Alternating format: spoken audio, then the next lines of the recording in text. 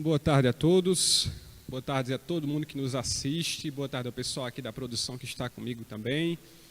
Mais uma vez estamos na casa do Senhor, mesmo que virtualmente, mas estamos aqui para sentir um pouco da presença dEle mais uma vez.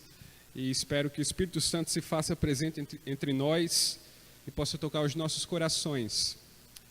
Enfim, culto jovem, vocês sabem que o sermão tem que ser um pouco mais extrovertido, né? Um pouco mais leve, vamos dizer assim.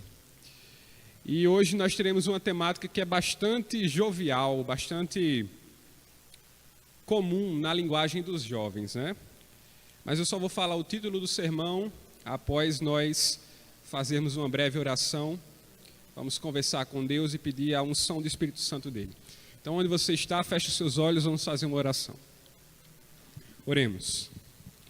Querido e amado Pai, estamos em Tua casa, estamos também nas nossas casas, sentindo que o Senhor quer falar conosco hoje. Nós sabemos que o Senhor nos convida a estar em Tua presença sempre, mas dessa vez nós queremos que o Teu Espírito Santo inunde as nossas mentes e nos faça entender e nos faça saber lidar com as situações que nós iremos passar na jornada dessa vida. Nós te agradecemos, ó Pai, por essa programação jovem. Nós te agradecemos porque o Senhor se preocupa com os jovens, se preocupa com a nossa saúde espiritual e a todo momento quer nos alcançar. E que hoje, mais uma vez, o Senhor nos alcance. Nós te pedimos isso e agradecemos em nome de Jesus. Amém. Bem, título do sermão de hoje. Na verdade não é bem um sermão, né? Quase que um sermonete, uma mensagem, enfim, vocês coloquem o nome que vocês preferirem. Mas o título é Jesus foi cancelado. Jesus foi cancelado. Cancelado? Como assim cancelado? O que é cancelamento? Gabi, vem cá. É rapidinho, Gabi, é só para a gente começar de uma forma mais dinâmica. Olha só, esse tema aqui não nasceu na minha cabeça, não. Na verdade, esse tema surgiu na cabeça, acredito que do pessoal aqui da organização do JA. E eu queria que Gabi explicasse para mim o que é cancelamento, porque você representa os jovens. Então eu quero saber o que é que o jovem acha que é cancelamento.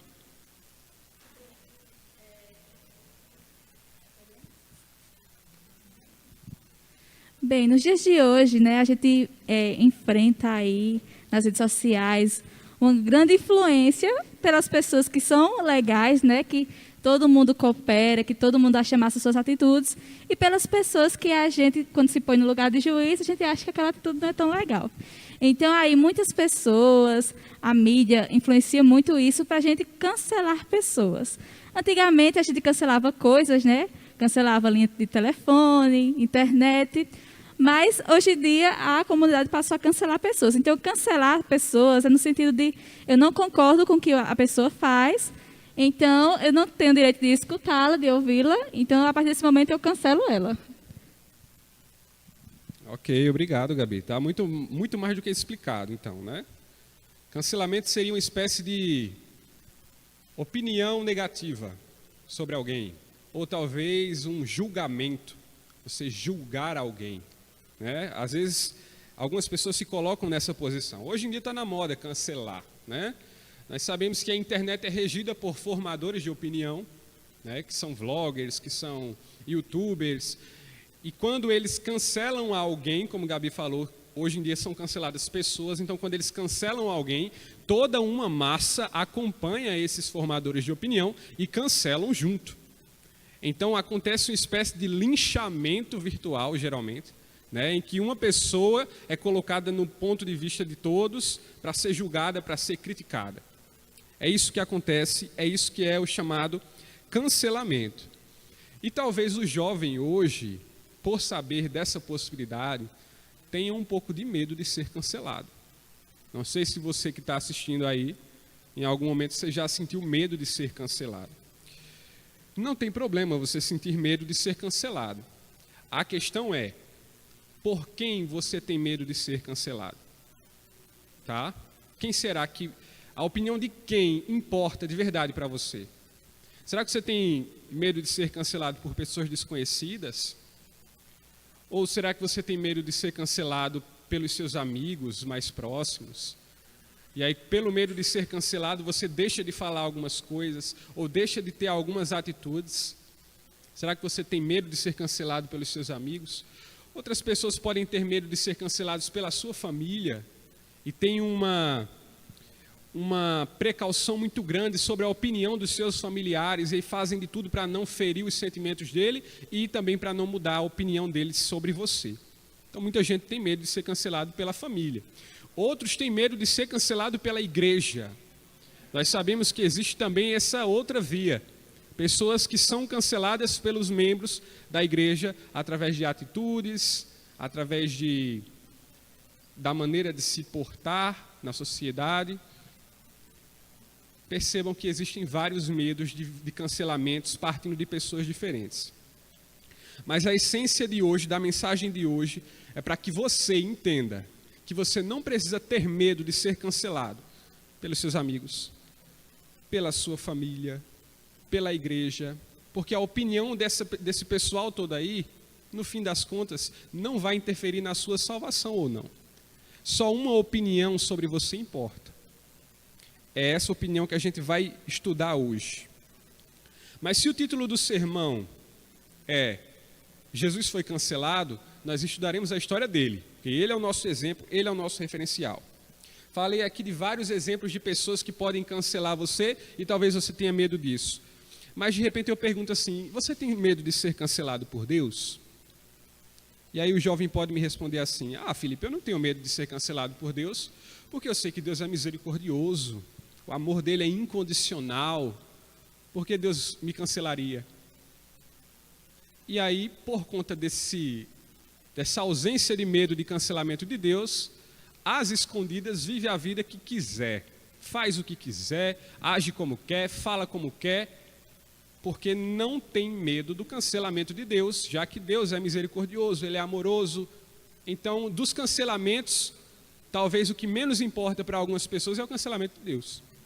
A misericórdia de Deus, ela dura para sempre. Enfim, nós temos um probleminha aí nessa interpretação, né? Infelizmente, nós temos na verdade não um probleminha, um problemão, né? Se eu falei aqui que a única opinião que importa é justamente a de Deus, porque é justamente a opinião de Deus que você não vai se importar.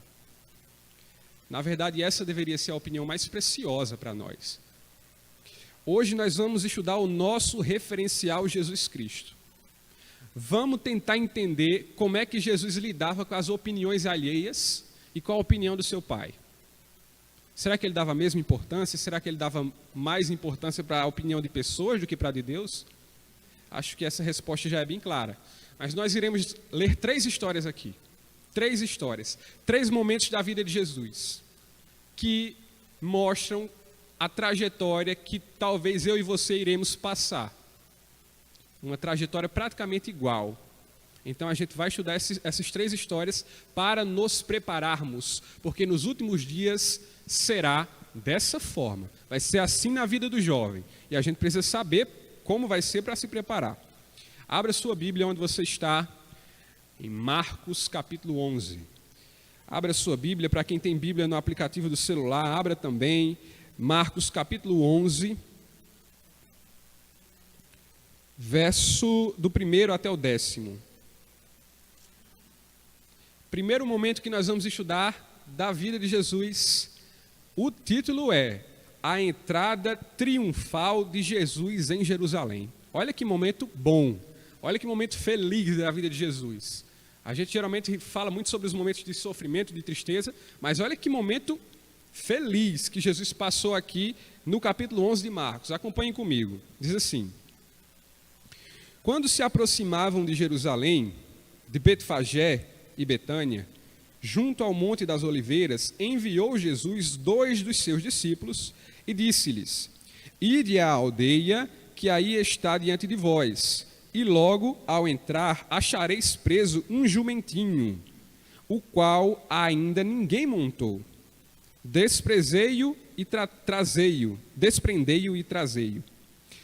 Se alguém vos perguntar por que fazeis isso, respondei: o Senhor precisa dele e logo o mandará de volta para aqui. Então, foram e acharam o jumentinho preso junto a um portão do lado de fora, na rua, e o prenderam, e o desprenderam. Alguns dos que estavam ali reclamaram: que fazeis soltando o jumentinho? Eles, porém, responderam conforme as instruções de Jesus. Então os deixaram ir. Levaram o jumentinho para o qual puseram as suas vestes e Jesus o montou. E muitos, agora vem a parte principal do texto, e muitos estendiam as suas vestes no caminho, e outros ramos que ainda haviam cortado dos campos. Tanto os que iam adiante dele como os que vinham depois clamavam: Hosana, bendito o que vem em nome do Senhor. Bendito o reino que vem, o reino de Davi, nosso Pai. Hosana nas maiores alturas. Que momento bonito e assim, fantástico da vida de Jesus, né? Aqui ele está sendo aclamado, pessoas colocando as vestes na passagem dele, ramos de oliveiras, conseguindo ali a maior de todas os reconhecimentos, né? As pessoas completamente empolgadas, extasiadas com a presença de Jesus. E esse momento bom da vida de Jesus, do capítulo 11, a palavra que a gente poderia resumir é que ele estava sendo aclamado. Aclamado. Pode ser que em algum momento da vida, eu e você sejamos aclamados. Deus nos deu dons, nos deu talentos, nos deu qualidades, e muitas vezes nós somos elogiados por essas qualidades. E como é bom receber um elogio, né? Parece que a nossa autoestima levanta assim, a gente, né, muda a nosso semblante. Só que tem um grande perigo no elogio, na aclamação, que é vamos dizer assim, a vaidade. Muitas pessoas, quando recebem um elogio, elas se deslumbram, elas perdem um pouco o foco. E Jesus tinha plena consciência de que aquelas pessoas que o aclamavam, elas não eram confiáveis, porque a opinião daquelas pessoas sobre ele mudaria. Então ele não se deslumbrou. Então, na primeira parte da história que a gente está vendo de Jesus aqui, qual é a lição que eu e você, como jovens, temos que ter? Não vamos nos deslumbrar com elogios, com aclamações. Toda glória seja dada ao dono das nossas qualidades, que é Deus. Assim nós devemos pensar. Porque essas mesmas pessoas que te elogiam, que te colocam para cima, no primeiro erro que você tiver, elas irão querer a sua cabeça. Porque nós vivemos em um mundo em que existe uma palavra que é dominante, e essa palavra é hipocrisia. A gente vai falar mais um pouquinho sobre ela daqui a pouco. Mas, primeiro momento da vida de Jesus, fantástico, feliz, porém, ele encara com realismo o que está passando ali. A gente não vê Jesus deslumbrado em momento nenhum. Passamos o primeiro momento da vida de Jesus, vamos agora para um segundo momento.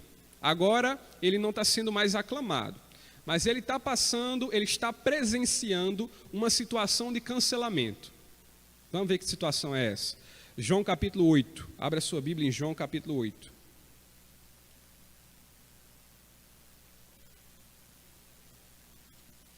Alguém estará sendo cancelado aqui. João capítulo 8, nós leremos também a partir do primeiro verso. Não, do primeiro verso não. Não, é isso mesmo.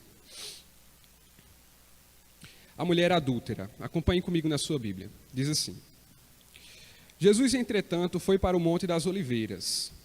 De madrugada, voltou novamente para o templo, e todo o povo ia ter com ele. E assentado, o ensinava.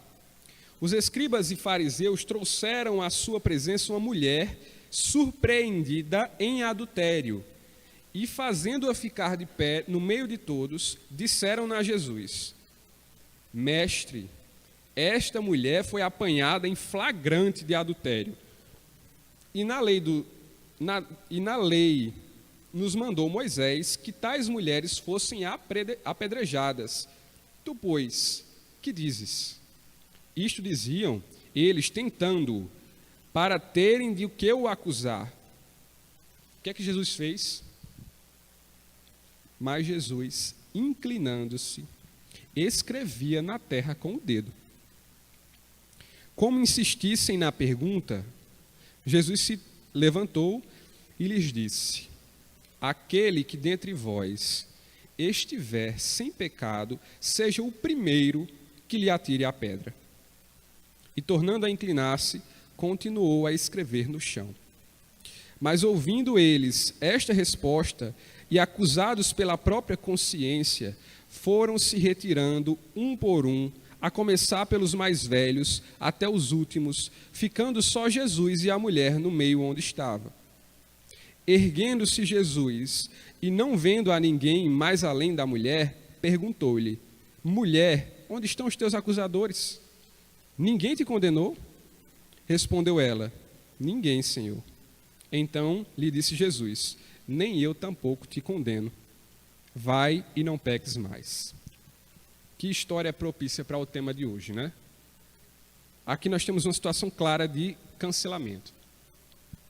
Como é que Jesus agia com os canceladores? Qual era a reação dele? Meus queridos, eu acho que vocês vão concordar comigo que não existe algo mais revoltante do que uma traição, né? Acho que não existe algo que revolte mais uma sociedade do que uma mulher que trai, uma mulher adúltera. Isso geralmente revolta todo mundo. Agora, ainda tem um agravante nessa história. Ela foi pega no flagra. Imagine a situação. Os homens que a julgavam pegaram ela no flagra lá na hora da traição, e essa mulher passou aí por essa situação completamente adversa, difícil, por um pecado dela. E os canceladores, ao verem aquilo acontecer, se encheram de um sentimento de superioridade. Esse sentimento, para pegar no ser humano, é a coisa mais fácil do mundo. Esse sentimento de superioridade é uma tendência do ser humano. Porém, aqueles acusadores, aqueles canceladores, que se sentiam acima de qualquer falha, muitos deles faziam coisas piores, mas que ninguém sabia, só Deus sabia. E a opinião de Deus para eles não importava muito. Aí é que está a questão. Cancelaram a mulher, cancelaram, se julgavam acima de qualquer falha, mas existia alguém que sabia das falhas dele. Existia alguém que sabia que no fundo eles eram, na verdade, hipócritas. Qual é a grande lição que a gente tira desse texto aqui, dessa passagem? É que cancelador, na verdade, é igual a hipócrita. A palavra é praticamente a mesma. Quem cancela, geralmente, são hipócritas. Ninguém é perfeito, irmãos. Apenas um foi perfeito. E o que era perfeito não cancelou. Perceberam isso? Então, como Jesus agia com os canceladores? Quando os canceladores trazem Jesus, pedem para ele julgar aquela mulher. Eu fico imaginando aqueles fariseus, eles caçando uma forma de derrubar Jesus, eles ali pensando, o que é que a gente pode falar para derrubar ele? Eles passavam horas pensando para tentar derrubar Jesus, e aí quando chama, Jesus sempre tem uma resposta que eles não esperavam. Sempre tem uma resposta que desarmam eles. E eles fazem a pergunta a Jesus, e Jesus tem uma didática surpreendente. Ele se abaixa e começa a escrever na areia. Como assim? Eles esperavam uma resposta, eles já estavam preparados para uma série de possíveis respostas que Jesus desse, e Jesus não responde nada, ele simplesmente se abaixa e começa a escrever na areia com o dedo. E aí já começa a tomar aquele sentimento de nervosismo entre eles, entre os fariseus. E o que é que acontece? Quando a consciência deles pesa, eles vão indo embora. O cancelamento vai acabando. E o que chama a atenção nesse texto é que quem é que vai embora primeiro? Vocês viram aqui no texto? Os mais velhos vão indo embora primeiro. vão ficando os mais jovens até que o último jovem vai embora. E o que é que isso nos diz? É que eu e você, por sermos jovens, muitas vezes a gente tem a tendência de ser mais cancelador, de ser mais julgador. Precisamos reformar isso em nós. E Jesus surpreende os fariseus e mostra como é que se deve tratar a cultura do cancelamento. E que ninguém deve se sentir superior a ninguém. Mesmo ele, que era perfeito, não se colocou na posição de julgar, de condenar. Ok, agora nós vamos para a história crucial dessa vida de Jesus, dessa parte toda de cancelamento. Vamos para a história final, o tempo já está passando aqui, mas abre a sua Bíblia em Lucas, no capítulo 23. Lucas, capítulo 23, verso 18. Verso 18 ao 25, aqui nós leremos.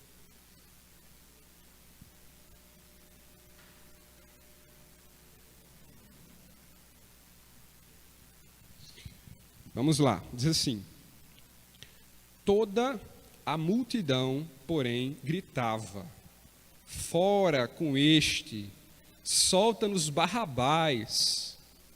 Barrabás estava no cárcere por causa de uma sedição na cidade e também por homicídio. Desejando Pilatos soltar a Jesus, insistiu ainda. Eles, porém, mais gritavam: crucifica-o, crucifica-o. Então, pela terceira vez, lhes perguntou: que mal fez este? De fato, nada achei contra ele para condená-lo à morte. Portanto, depois de castigar, soltá-lo-ei. Mas eles instavam com grandes gritos, pedindo que fosse crucificado.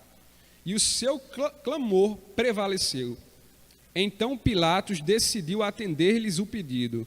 Soltou aquele que estava encarcerado por causa da sedição e do homicídio, a quem eles pediam, e quanto a Jesus, entregou-o à vontade deles. Jesus foi cancelado. Aqui é o momento em que Jesus é cancelado. E nós temos... O pessoal está me ouvindo bem aí?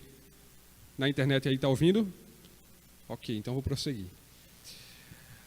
Algumas coisas são bem interessantes nessa parte final da história de Jesus. Uma delas é que ele é levado para ser sentenciado e ele é passivo na sentença. Mesmo sendo cancelado por uma injustiça, Jesus não abre a boca. Nós iremos ser cancelados assim como Jesus. E nós teremos de ser passivos assim como ele foi. Porque a justiça quem vai fazer não somos nós. É tão difícil descansar nessa verdade, né? É tão difícil ter fé a ponto de entregar 100% nas mãos de Deus. Mas Jesus fez isso. Mesmo em injustiça, não abriu a boca, deixou os canceladores falando. Deixou os canceladores falando. E eu fico pensando também na posição da mãe dele vendo isso. Porque os nossos familiares muitas vezes sofrem conosco.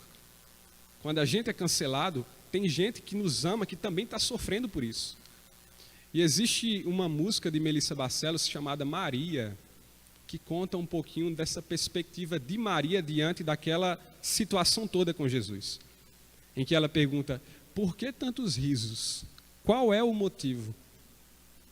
Não dá para entender. Maria viu aquele mesmo Jesus sendo aclamado, as pessoas comemorando, colocando roupas para ele passar por cima. Aí depois essas pessoas vão lá e mandam crucificar. Como assim? Como esse cancelamento veio tão rápido e sem nenhum motivo? Maria não entendia e por isso ela chorava, porque estar diante de uma injustiça incomoda. Agora imagine se a injustiça é com você. Imagine a sensação de ser cancelado sem ter feito nada de errado. E Jesus foi passivo na sentença. Mas sabe por que Jesus foi passivo na sentença? Sabe por que ele não retrucava? Sabe por que ele não se desesperava com o cancelamento? Porque ele sabia que só uma opinião importava. Só uma opinião importava. Não era a opinião daquelas pessoas que importava. A opinião que importava para ele era a opinião do Pai. Se o Pai está orgulhoso de mim, então por que eu vou me desesperar? Por que eu vou retrucar? ele só precisava estar em paz com Deus. E assim devemos ser eu e você.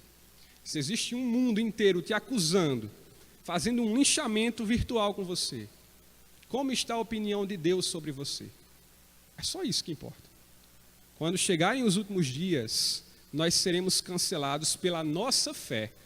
E você vai ver pessoas que você gosta muito, cancelando, julgando você. Mas uma pessoa que te ama mais do que todas elas, vai estar sentindo orgulho pelo seu filho. E é isso o que importa. A única opinião que importa sobre você é a opinião de Deus. Então, que nós nos preparemos para esses últimos dias, que nós possamos nos fortalecer, estudar a vida de Jesus, para, no momento certo, agirmos como Ele. Então, vamos fazer a oração deixa para depois certo, para depois da música. Então, vamos louvar agora.